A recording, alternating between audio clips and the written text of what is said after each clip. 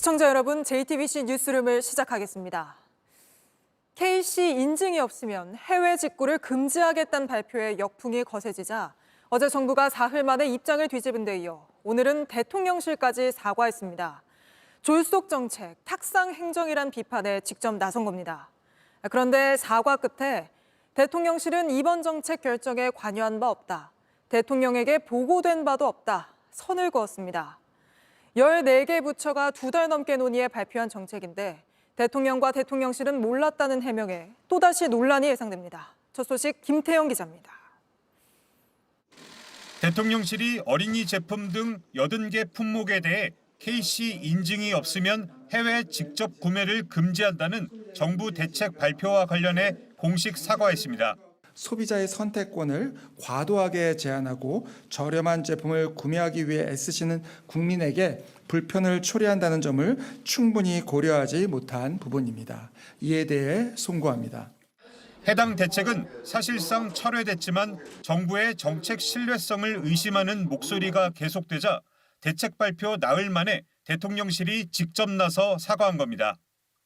여당조차 재발 방지를 촉구하며 비판에 가세한 것도 영향을 끼친 것으로 보입니다. 당정 협의 없이 설익은 정책이 발표되어 국민들의 우려와 혼선이 커질 경우 당도 주저없이 정부에 대해 강한 비판의 목소리를 낼 것임을 분명히 말씀드립니다. 대통령실은 윤 대통령의 지시로 정책의 사전 검토 강화 등 재발 방지 대책을 마련하겠다고 했습니다. 하지만 이번 정책 결정 과정에 대통령실은 관여한 게 없다고 선을 그었습니다. 윤 대통령이 보고받은 것도 없다고 했습니다. 대통령실 고위 관계자는 국무조정실을 중심으로 3월부터 TF를 구성해 정책 검토가 이뤄졌지만 대통령실이 TF에 참여하진 않았다며 대통령실이 모든 정책을 관할해서 결정하진 않는다고 말했습니다. 14개 부처가 2달 넘게 검토했는데 정부 컨트롤타워인 대통령실이 몰랐다는 해명입니다. 오늘 한덕수 총리와 오찬 주례회동을 취소한 걸 두고선 질책성 아니냐는 해석도 나왔는데 대통령실은 이를 부인하지 않았습니다. JTBC 김태영입니다.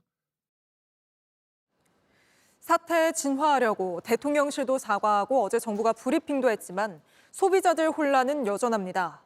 정부는 80개 품목 해외 직구 전면 차단 아니다. 조사에서 위해성 있는 제품만 막겠다 하는데 구체적으로 어떻게 조사를 하겠다는 건지 또 실효성은 있을지 미지수입니다. 그러다 보니 소비자들 사이에선 언제 또 어떻게 직구가 막힐지 모른다며 빨리 사야 한다는 움직임마저 있습니다. 계속해서 공다솜 기자입니다. 주말 사이 온라인상에선 배터리 등 전자제품을 직구로 미리 사야 한다는 글들이 쏟아졌습니다. 서울의 완구시장에선 국내에서 찾기 어려운 프라모델 등을 사려는 소비자들도 쉽게 찾아볼 수 있습니다. 혹시나 직구가 막힐까 불안한 마음입니다. 가이드라인이 잡혀서 확연하게 정립이 된 것도 없고 규제만 한다는 식으로 이야기가 계속 오고 가다 보니까 시켰어요. 근데 안 된대. 그럼 내 돈이 그냥 생판 날아갈 수도 있는 건데. 그러니까 여기서 실물 보시고 인터넷에서 주문하시는 분들은 은근히 많아요. 지금도 뭐 다 나름 잘 하고 있는데. 일본 직구 대행 업체는 오락가락한 정부 발언에 지금 주문을 넣어도 제때 배송이 될지 확신하기 어렵습니다.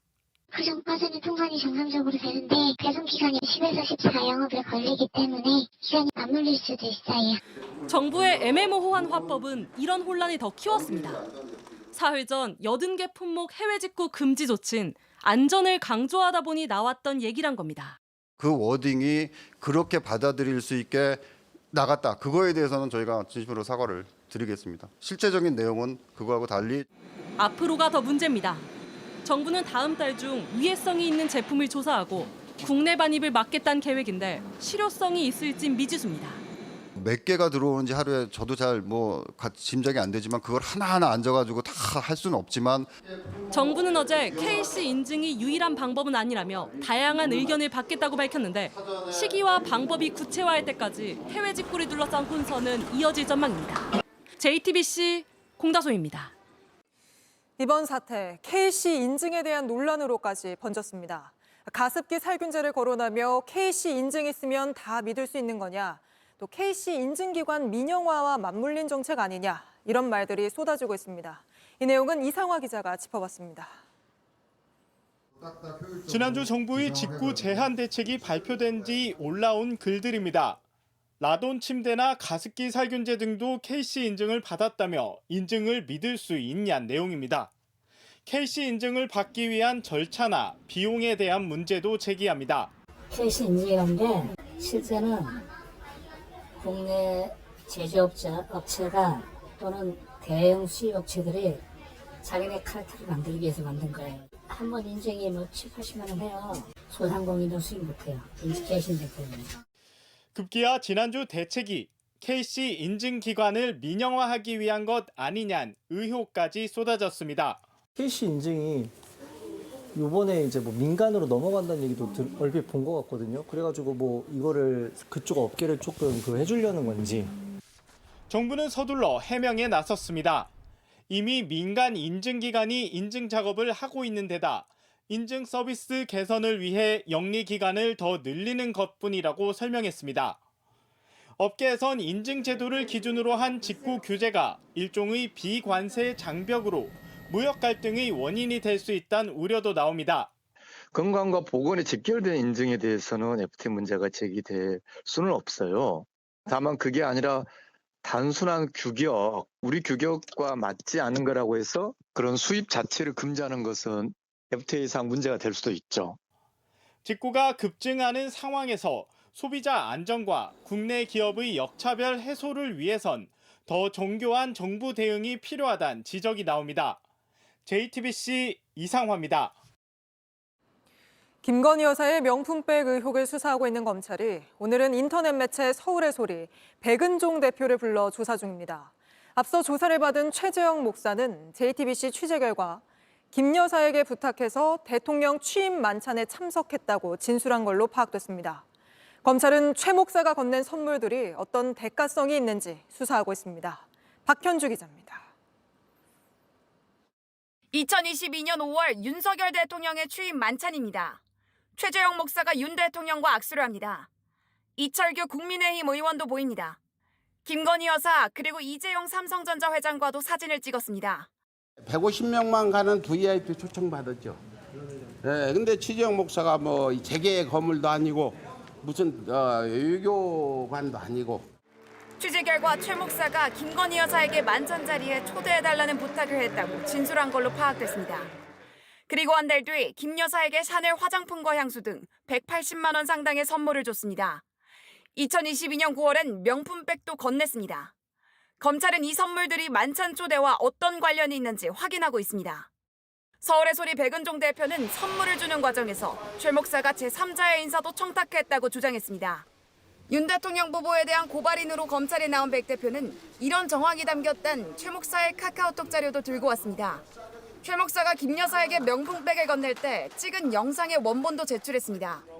백 대표는 샤넬 화장품 의혹과 최 목사가 김 여사 방문 당시 들었다는 다른 사람의 금융위원 청탁 의혹도 오늘 대검찰청에 추가 고발했습니다. JTBC 박현주입니다. 이렇게 검찰 수사 지휘 라인이 교체되고 관련자 조사가 이어지는 가운데 김건희 여사는 공개 행보를 시작했습니다. 하지만 제2부속실 설치나 특별감찰관 임명 같은 영부인 리스크를 관리할 제도적인 대책은 전혀 마련되지 않았습니다. 이런 제도들, 지난 1월 대통령실에서 언급했던 건데 넉 달이 지났지만 여전히 대통령실은 JTBC에 어떻게 할지 결론 내리진 않았다고 했습니다. 강희연 기자입니다. 김건희 여사가 지난주부터 정상외교에 이어 불교계 행사에 참석하는 등 본격적으로 대중 앞의 모습을 다시 드러내기 시작했습니다.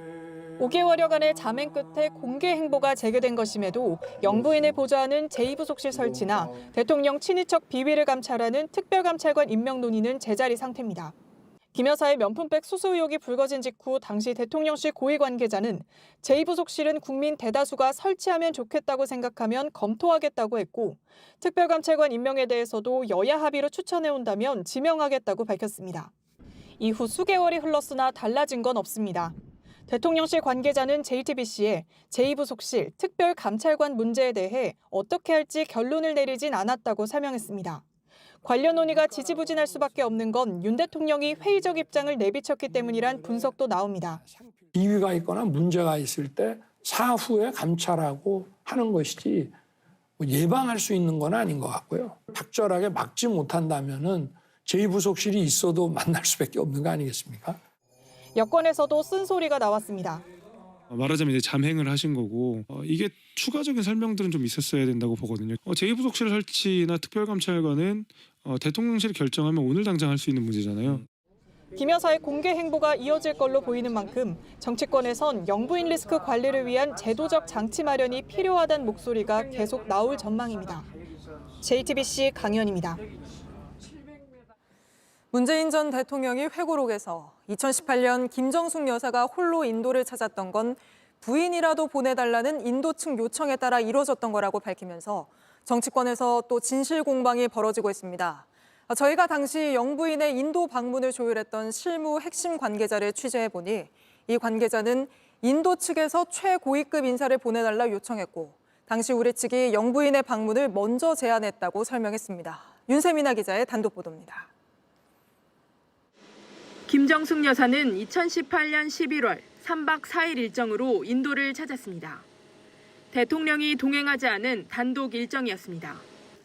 인도 공주 출신으로 가야 김수로왕의 부인이 됐다는 허황우 기념공원 착공식에 참석한 김 여사는 마지막 날 세계적인 관광지 타지마할도 갔습니다. 이후 정치권에선 김 여사의 외유성 출장이라는 논란이 계속됐습니다. 인도 정부가 초청한 건 장관급인데 영부인이 갔다는 게 당시 야권의 주장이었습니다. 인도 현지에서도 영부인이 올 줄 몰랐는데 와줘서 좀 당황한 반응이었습니다. 저희는 장관급 대표만 오셔도 정말 좋은데 라는 외교장관의 발언이 튀어나오고 말았죠. 반면 문재인 정부는 실제 김 여사에게 초청장이 왔다고 반박했습니다. 심지어 당시 인도 측에서는 김정숙 여사가 방문하면 정상급 우전에 준비하여 초청하겠다고까지 하였습니다. 즉 보면요. 우호협력국 인도 측의 국가적 의미가 담긴 초청과 제안을 두고 지금에 와서 개인 여행이니 버킷리스트니 운하는 것은 수년째 계속된 논란에 문재인 전 대통령이 회고록을 통해 처음으로 입장을 밝혔습니다. 인도 정부가 자신을 초청했지만 또다시 가기 어려워 고사했더니 그렇다면 아내를 대신 보내달라고 초청해서 대신 간 것이라고 했습니다. 그런데 당시 김 여사의 인도 방문을 조율했던 실무 핵심 관계자는 JTBC와 통화에서 인도 정부가 최고위급 인사의 방문을 강력히 원했고 영부인 방문을 먼저 제안한 건 우리 정부였다고 밝혔습니다. 총리 방문도 검토했으나 국정감사 등 일정이 맞지 않았고 우리 측에서 영부인이 가는 것을 비공식적으로 타진했다는 설명입니다. 문체부 장관을 사절단 대표로 검토했다는 것도 맞지만 이런 과정을 거쳐 결론적으로 영부인 앞으로 초청장이 왔다는 것도 사실이라는 겁니다. 이 관계자는 모디 총리가 굉장히 관심을 갖고 한국에서 누가 오는지 챙겼다며 한국-인도 관계가 좋은 상황에서 이런 요구를 못 들어주면 앞으로 외교하기 힘들겠다는 생각이 있었다고도 말했습니다. JTBC 윤세민입니다. 윤석열 대통령이 내일 국무회의에서 최상병 특검법에 대해 거부권을 쓸 걸로 전망됩니다. 개혁신당을 포함한 7개 야당은 오늘 대통령실 앞으로 총출동해서 특검법을 받아들이라고 압박했습니다. 이승환 기자입니다. 국민의 명령이다. 최병 특검 즉각 공포하라. 공포하라. 공포하라. 공포하라. 더불어민주당을 비롯한 7개 야당이 용산 대통령실 앞에 모였습니다. 윤석열 대통령이 내일 국무회의에서 최상병 특검법에 대한 제2요구권, 이른바 거부권을 행사할 걸로 예상되기 때문입니다. 이재명 더불어민주당 대표는 윤 대통령을 향해 특검 거부권을 반복해선 안 된다고 했습니다. 왜 계속 국민의 뜻을 거부하면서 반대로 가시는 건지 특검법을 수용해서 변화의 의지를 말이 아닌 행동으로 증명해야 합니다. 조국혁신당 조국 대표는 윤 대통령이 이승만 전 대통령 이후 가장 거부권을 많이 행사한 대통령이라고 강조했습니다. 그러면서 자신이 연루된 혐의를 밝히려는 법안에 거부권을 행사하는 건 정당하지 않다고 비판했습니다. 국민의힘은 경찰과 공수처 수사를 지켜본 뒤 특검을 도입해야 한다는 기존 입장을 반복했습니다. 이번처럼 여야 합의 없이 특검법이 일방 추진된 전례가 없습니다. 국민의힘은 현재 정부에 이송된 순직해병 특검법에 찬성할 수 없다는 것을 범야권은 내일 대통령이 거부권을 행사하면 압박 수위를 높여가겠다는 입장입니다. 당장 내일은 민주당 등이 국회에서 규탄대회를 하겠다고 예고했고 오는 25일엔 야7당과 시민사회가 공동으로 범국민 대회를 연다는 계획입니다. JTBC 이승환입니다. 네, 이렇게 대통령의 거부권 행사가 예상되는 가운데 내일 공수처는 김계환 해병대 사령관과 박정훈 전 해병대 수사단장을 동시에 불러 이른바 VIP 경로서를 조사할 계획입니다. 박 전 단장 측은 김 사령관으로부터 대통령이 경로했다고 들었다 주장하는데 김 사령관은 그런 사실이 없다는 입장이기 때문입니다. 공수처는 내일 두 사람에 대한 대질 조사도 추진할 것으로 보입니다. 트로트 가수 김호중 씨가 음주운전을 한 게 맞다고 인정했습니다.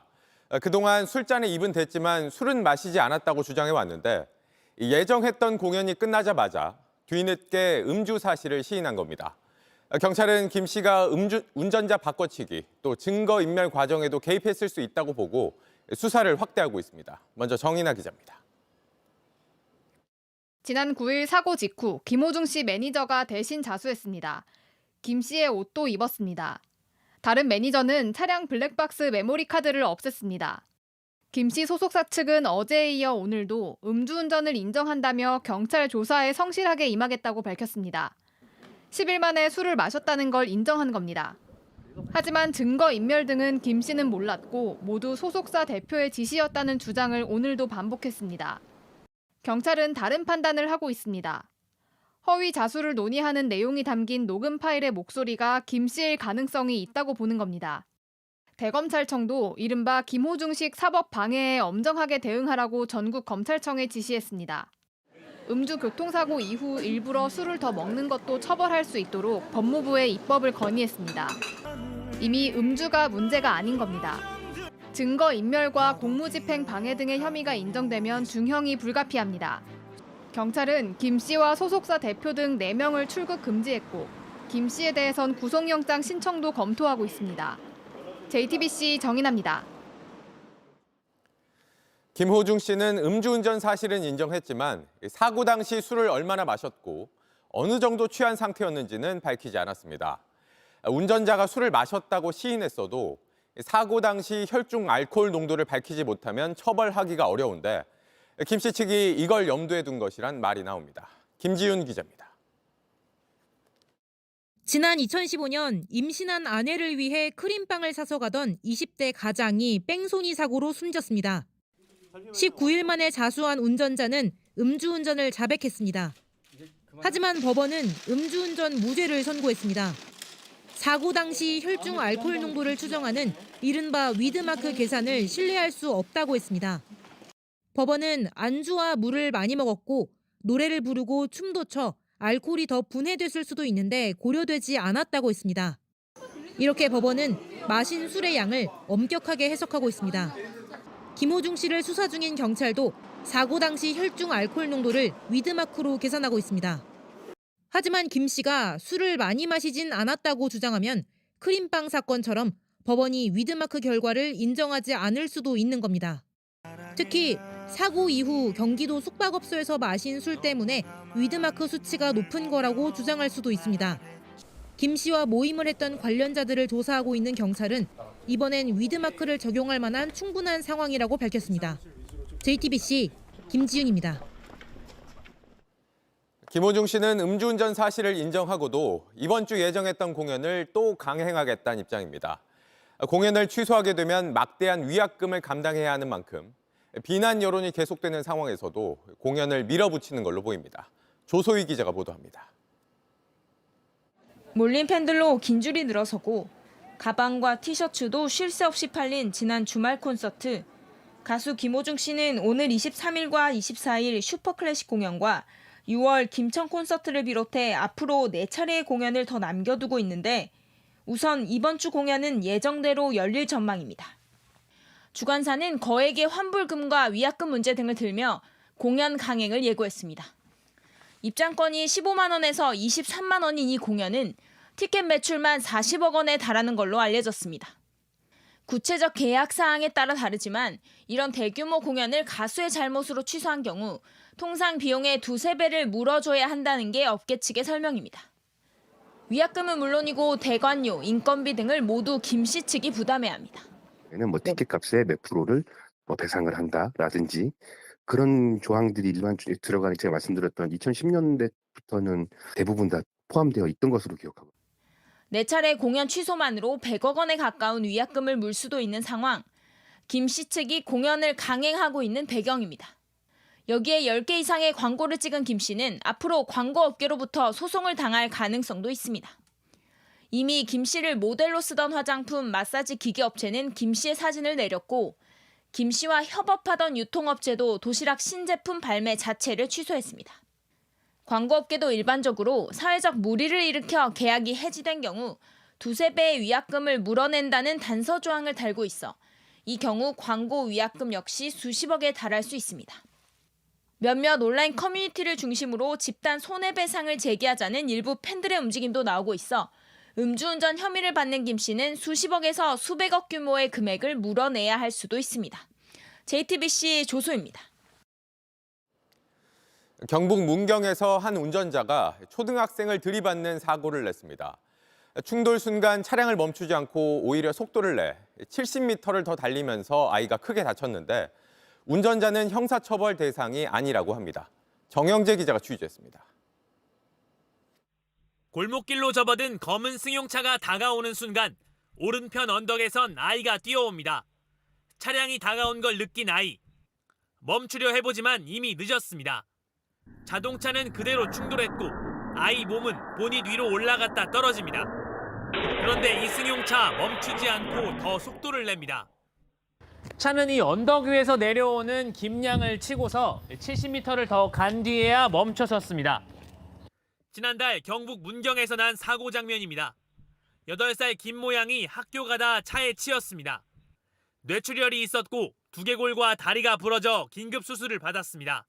눈도 못 뜨고 그냥 신음소리를 하고 입하고 코에서는 피가 철철 나서 바닥에 막 피가 고여 있을 정도로 되어 있었으니까 이제. 승용차 운전자는 70대 고령 운전자였습니다. 부딪힌 순간 멈췄다면 피해를 줄일 수 있었습니다. 운전자는 사고 순간 브레이크인 줄 알고 가속 페달을 잘못 밟았다고 진술했습니다. 하지만 경찰은 형사처벌 대상은 아니라고 했습니다. 영구적인 장애가 생길 건지 그게 확인이 돼야지 중상해로 될 수 있다. 중상해가 인정되지 않으면 보험 합의 사항이라고 했습니다. 멈춰야 할 순간 가속하는 바람에 애초 뺑소니를 의심했지만 차에서 내려 돌아왔기 때문에 인정되지 않습니다. 말이 안 되는 거죠. 그러니까 애는 사고가 났을 때 죽다가 살아났는데 그때 당시에 이미 중상해였는데. 경찰은 대법원 판례와 비슷한 사례를 자세히 살펴 조사하고 있다고 밝혔습니다. JTBC 정영재입니다. 준공을 앞둔 한 아파트에서 계단을 깎고 부수는 작업을 벌이고 있는데 왜 그런가 했더니 계단 층간 높이를 법대로 맞추지 못해서였습니다. 입주 예정자들은 공사를 부실하게 한 게 아니냐며 반발하고 있습니다. 윤두열 기자입니다. 다 짓고 준공 앞둔 아파트 계단을 올라가 봤습니다. 뭔가 자르는 소음이 요란하더니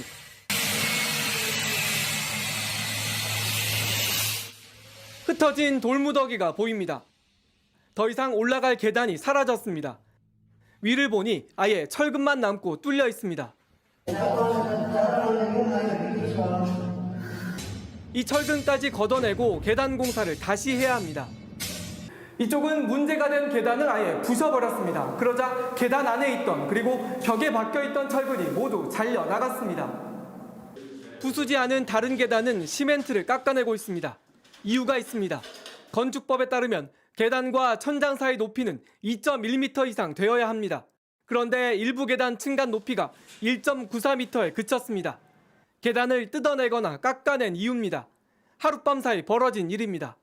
중지하시라 몇 번, 3번, 4번 요청을 드렸었는데 소장님은 알겠다 하면서 입주민들은 하자를 지적했더니 밤사이 날림 공사를 했다고 반발했습니다.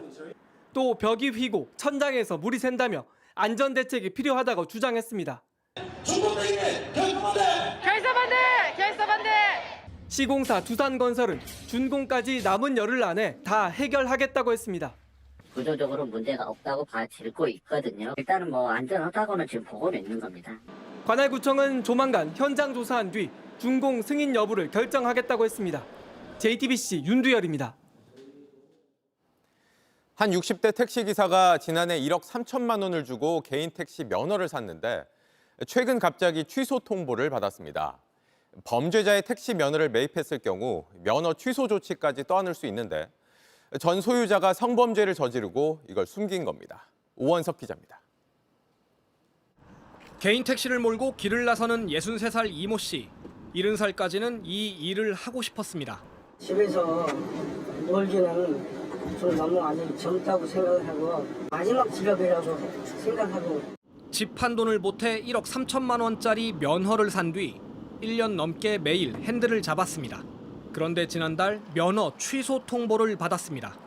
사유는 성폭행 범죄였습니다. 왜 나한테 그러냐 이거. 내가 성폭행이야. 난 잘못한 것도 없어. 나 뭐 죽으라는 거지. 잘못을 저지른 건 면허의 전 소유주 박모 씨입니다. 박 씨는 수사를 받고 있던 지난해 3월 면허를 팔아 넘겼습니다. 구속되기 일주일 전이었습니다. 하지만 인허가권을 가진 시청은 이런 사실을 몰랐습니다. 검찰이 재판에 넘길 때 알리도록 되어 있기 때문입니다.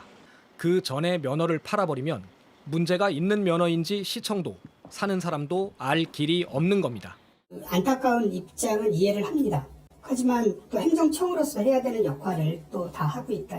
시청 등 관계기관은 절차상 하자가 없다고 했고 면허를 판 박모 씨는 모르쇠로 일관합니다. 그거 다 조합해가지고 팔았거든요. 그래가지고 문제 없는 걸로 알고 있는데 제가 그런 거 말씀드려야 되나요? 이 씨는 박 씨를 사기죄로 고소하고 시청을 상대로 행정심판을 청구할 계획이지만 잃은 면허와 돈을 돌려받을 수 있을지는 알 수 없습니다. JTBC 오원석입니다. 파출소 앞 건물에서 화재가 발생해 경찰관들이 곧바로 뛰쳐나가 불을 껐습니다. 불을 누가 낸 건지까지도 찾아냈는데 담배꽁초를 버리는 남성의 모습이 거울처럼 대리석벽에 비친 걸 발견해냈습니다. 이세연 기자입니다. 주차장에 선 남성은 혼자 담배를 피고 있습니다. 툭 담뱃불을 튕겨 끄고 꽁초는 무심히 버립니다. 그리고 돌아서서 자리를 떠났습니다. 이 영상, 벽면 대리석에 비친 모습이 CCTV에 잡혔습니다. 평소 대수롭지 않게 했을 행동인데 이날은 상황이 좀 달랐습니다. 담배꽁초 버린 전봇대 밑에서 불길이 치솟기 시작합니다. 몇 초 사이 불길이 커지고 뭔가 펑 폭발하기도 합니다. 전봇대 앞길을 걸어가던 한 시민, 급히 파출소로 뛰어들어갑니다. 불이 났다며 바깥을 가리켰습니다. 경찰관 셋이 소화기를 들고 뛰쳐나갑니다. 그 사이 더 커진 불, 소화액을 발사하자 하얀 분말과 회색 연기가 길에 퍼집니다. 주민들도 놀라 나와봅니다. 잔불 같은 경우에는 잘 꺼지지가 않아가지고 당수파출소 뒤에 있는 그 물 호스를 길게 연결해가지고 일단 급한 불 잡고 난 경찰. 이번엔 불 붙인 남성 잡기에 나섰습니다. 타일에 비친 그 CCTV 장면, 그리고 담배 피며 걷던 모습이 단서였습니다. 건물 외벽에 검은색 대리석에 이렇게 담배꽁초를 버리는 장면이 비쳐서 보여가지고 주변 거리 CCTV를 뒤지고 탐문한 지 1시간. 20대 남성을 붙잡았습니다. 붙잡힌 남성은 순순히 인정했습니다. CCTV 사각지대에 남은 작은 힌트. 경찰은 놓치지 않았습니다. JTBC 이세연입니다. 전공의들이 병원을 떠난 지 오늘로 석 달이 됐습니다. 정부는 사실상 오늘이 전문의를 제때 딸 수 있는 마지막 날이라고 경고했지만 전공의들은 돌아올 기미를 보이지 않고 있습니다. 문제는 이렇게 되면 당장 내년에 필수 의료 전문의가 거의 배출되지 않을 수 있다는 겁니다. 황예린 기자입니다. 정부는 오늘을 이탈 전공의들이 불이익 없이 복귀할 수 있는 마지노선이라고 경고했습니다. 고연차 전공의들은 병원을 떠난 지 3개월이 지나기 전에 복귀해야 내년도 전문의 자격을 취득할 수 있다는 겁니다. 2월 19일부터 이탈한 전공의의 경우에는 3개월이 되는 오늘까지 복귀해야 합니다. 합리적인 판단도 강조했습니다. 단일 대우라고 그러나요? 탕핑이라고 하는 이런 불합리한 의사결정이 아닌 본인의 개인적인 어떤 합리적 이성 거기에 기대어서 판단하시고.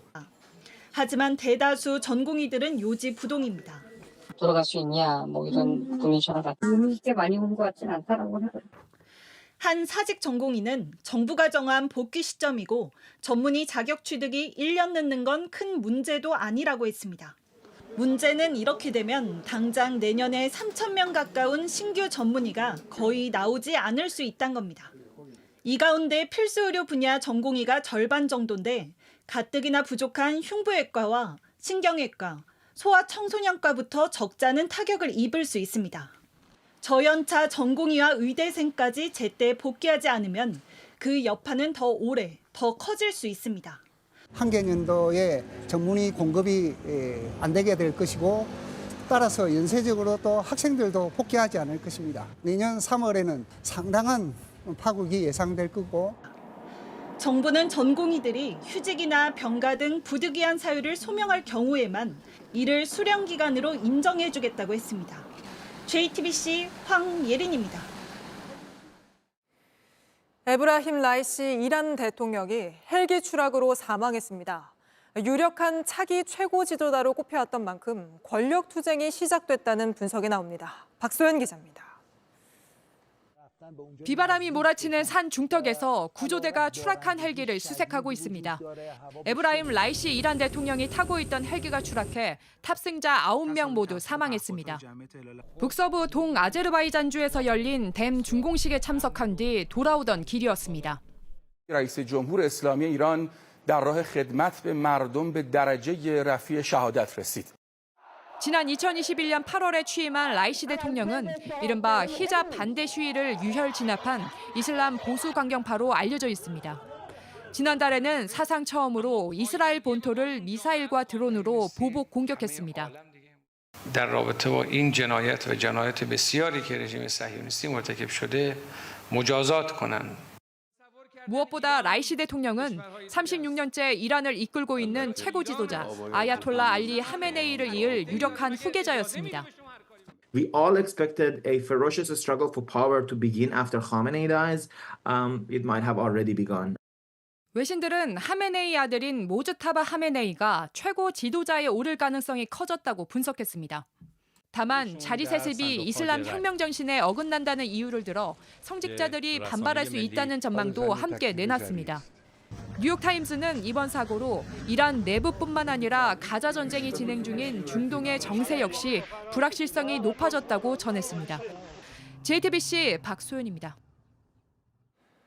주말 동안 중국 남부 지역에 폭우가 계속됐습니다.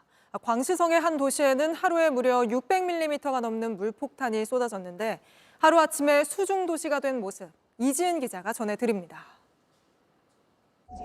호수처럼 차오른 주차장에 구명보트가 떠다닙니다. 구조대가 저층에 갇힌 주민들을 꺼내고 거동 못하는 노인도 휠체어채로 아슬아슬하게 내립니다. 그새 빗물은 얼음 키만큼 차올랐습니다.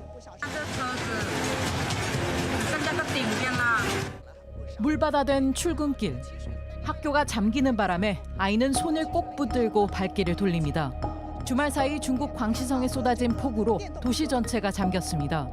갑작스러운 비에 난닝시 곳곳에 홍수가 났습니다. 친저우시에는 하루 만에 600mm도 넘는 물폭탄이 쏟아졌습니다. 침수됐다가 물이 빠진 곳은 해충들이 덮쳤습니다.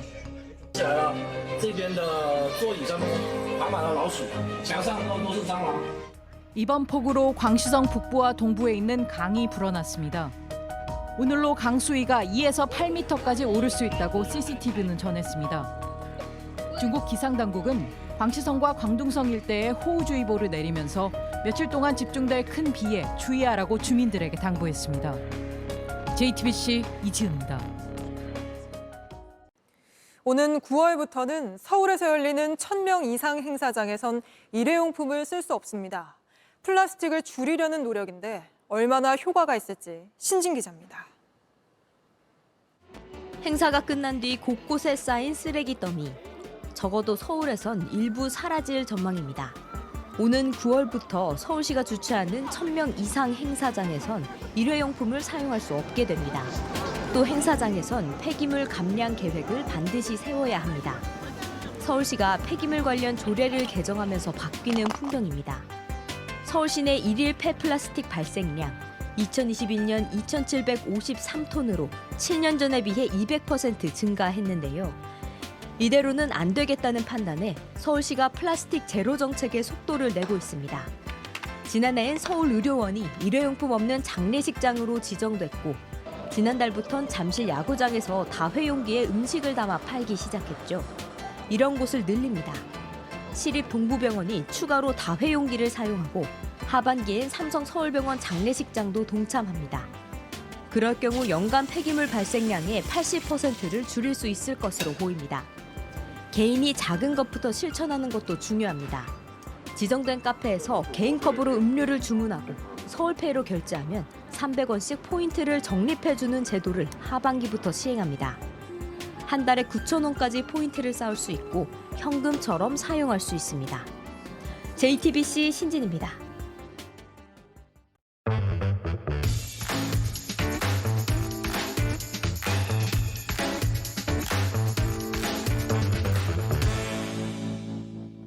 네, 돌아온 비하인드 이성대 기자 나왔습니다. 첫 번째 보죠.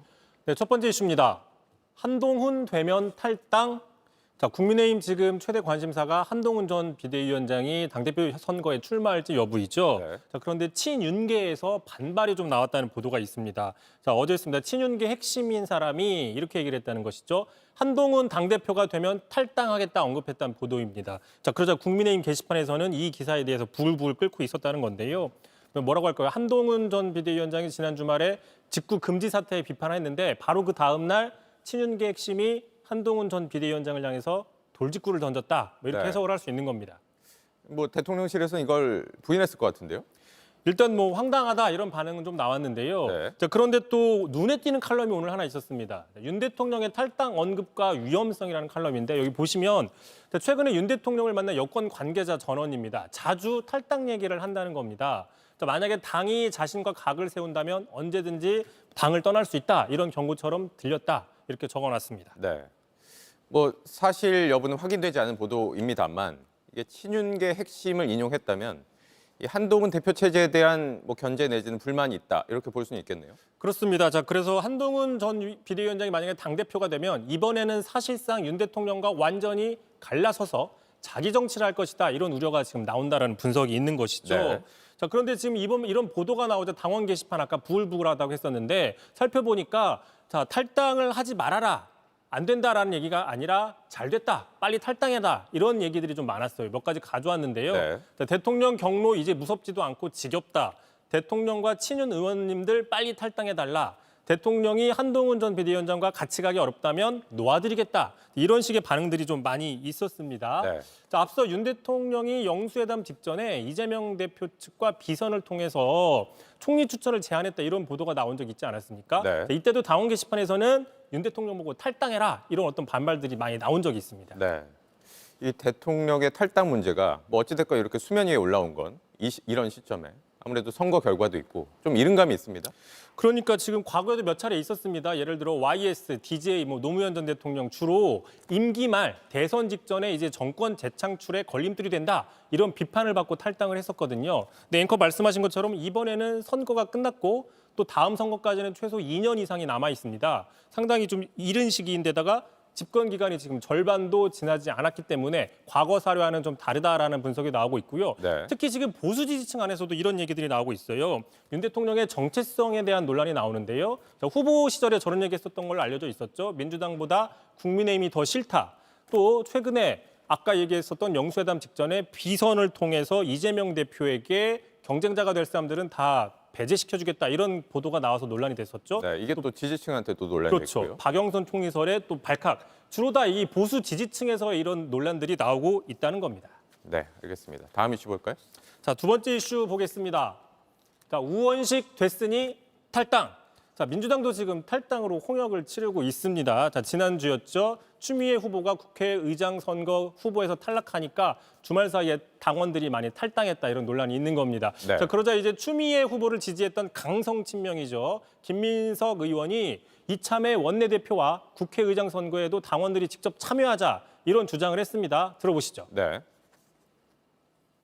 의원들의 100% 고유 영역으로 있던 부분을 어떻게 할 거냐 하는 부분도 일괄적으로 최소 10% 정도는 당원들의 의견을 반영하는 것이 어떠냐. 국회의장 후보나 원내대표 같은 경우가 하나의 케이스가 되겠죠.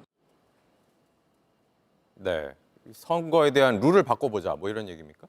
그렇습니다. 자, 그런데 다만 불과 한 달 전이었습니다. 한 달 전에 국회의장이나 원내대표 같은 이른바 국회직은 의원끼리만 선거를 하는 게 맞다 이런 주장을 한 사람이 있습니다. 누구냐?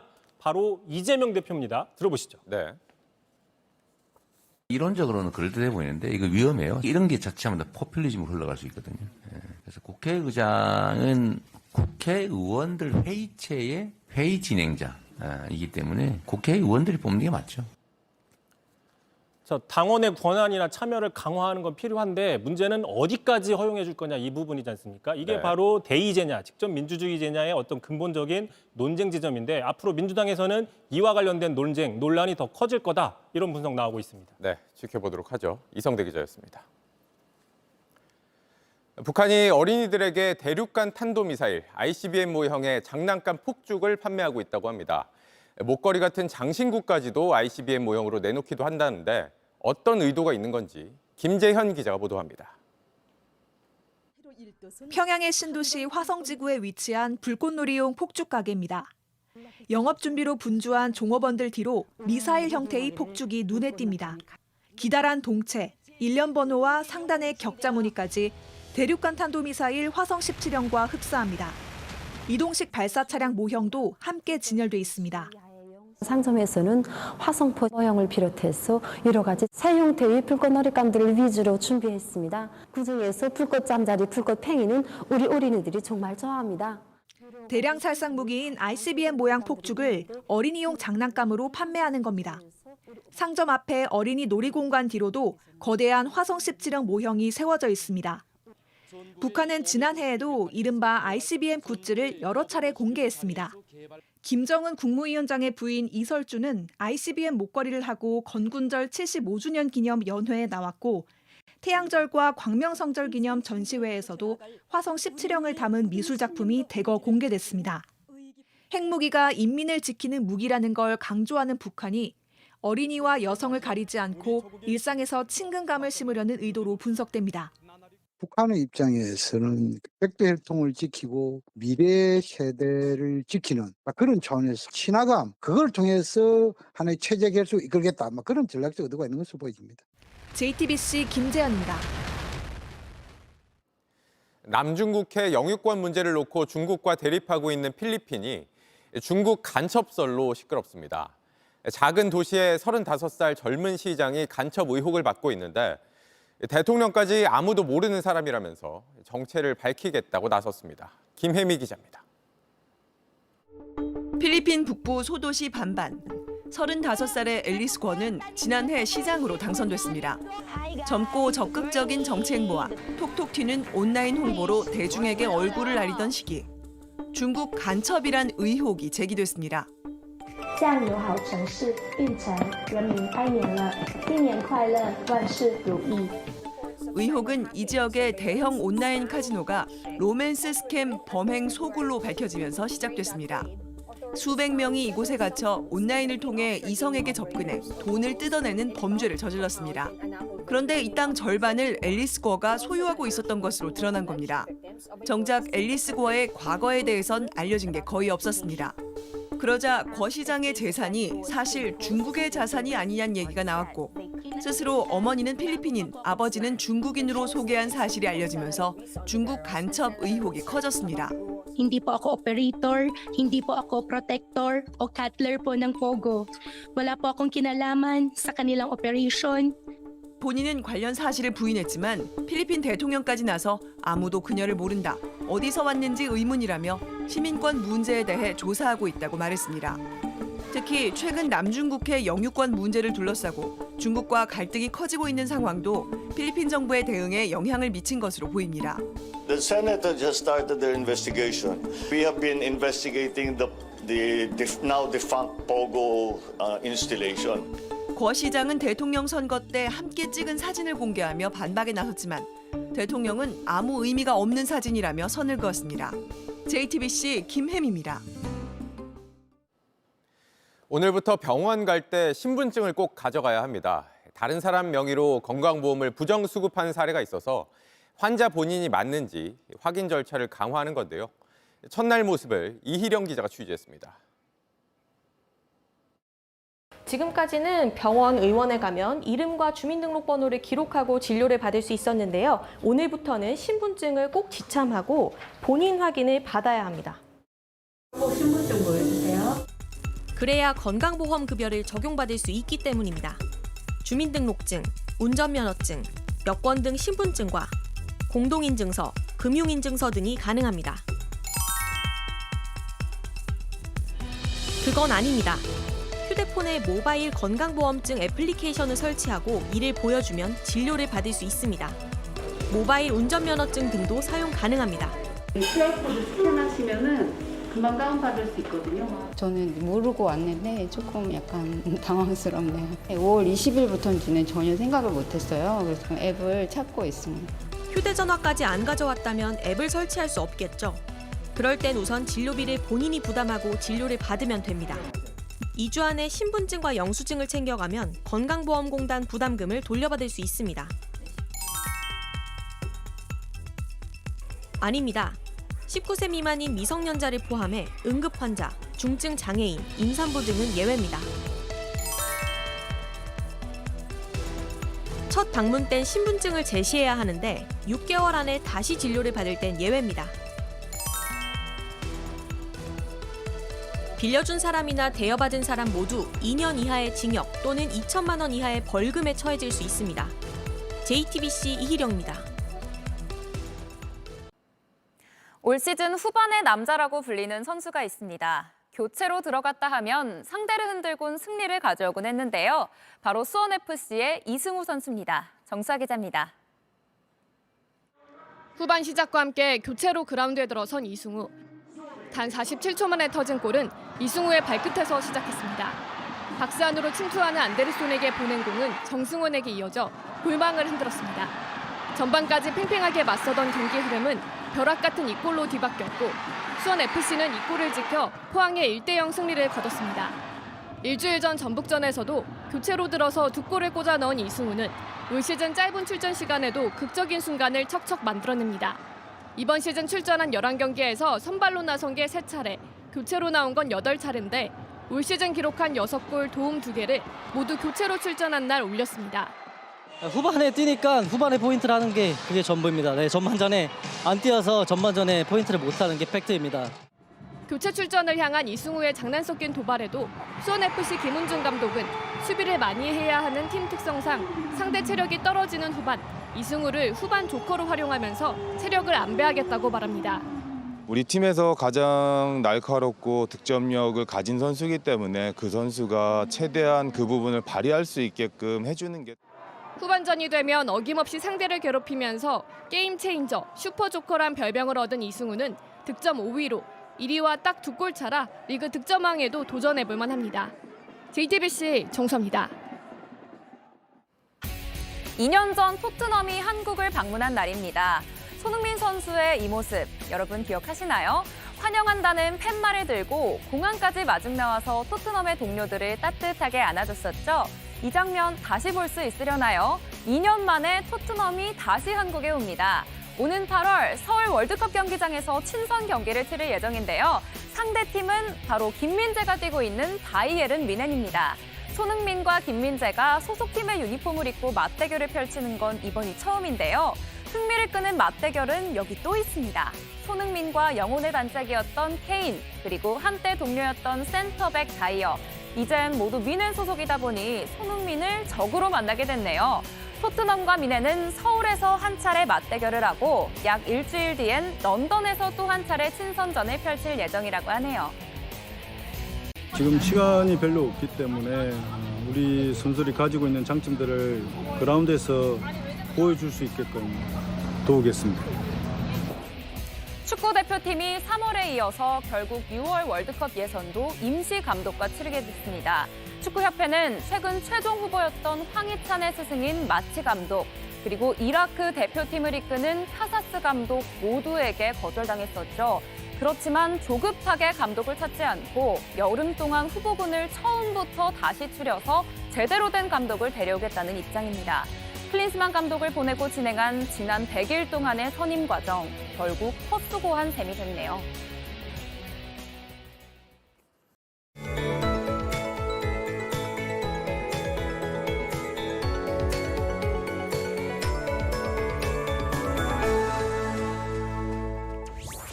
오늘은 여름의 시작을 알리는 절기 소만이었지만 남부지방은 마치 한여름 같았습니다.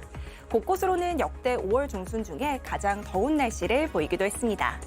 내일은 다시 전국적으로 더워지겠는데요. 서울도 더위가 주춤했던 오늘과 달리 낮 동안 28도까지 오르겠습니다. 다만 큰 일교차에 대비한 가벼운 외투는 챙겨서 다니시기 바랍니다. 출근길 서쪽 지역은 안개가 짙게 끼겠고요. 낮 동안에는 자외선에도 대비하셔야겠습니다. 내일 중부지방과 영남 지역은 간간히 구름만 지나겠고 그 밖의 지역은 대체로 맑은 하늘을 보이겠습니다. 아침 기온은 15도 안팎으로 오늘과 비슷하게 출발하겠는데요. 낮 기온은 청주와 광주가 28도까지 올라 덥겠지만 동해안 지역은 비교적 선선하겠습니다. 다음 주 월요일에는 대부분 지역에 비 소식이 있겠습니다. 날씨였습니다. 뉴스룸 저희가 준비한 소식은 여기까지입니다. 시청해주신 여러분 고맙습니다.